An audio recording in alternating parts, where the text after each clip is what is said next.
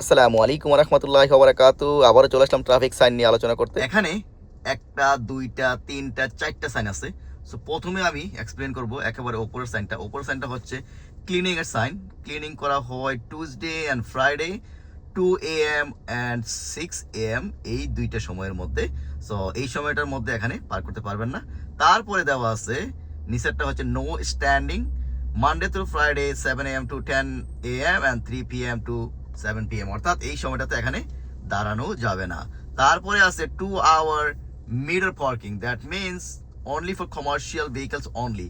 2 hour meter parking commercial vehicle only, Monday through Friday 10 AM to 3 PM, অর্থাৎ এই সময়টার মধ্যে শুধু কমার্শিয়াল ভেহিকল এখানে পার করতে পারবে। তারপরে লাস্ট যেটা আছে সেটা হচ্ছে রেগুলার গাড়ির জন্য, অর্থাৎ passenger car 2 hour meter parking Saturday 7 AM to 7 PM, অর্থাৎ এই সময়টাতে মিটার পার্কিং, রেগুলার গাড়ি মিটার পার্কিং করতে পারবে। So very nice, right?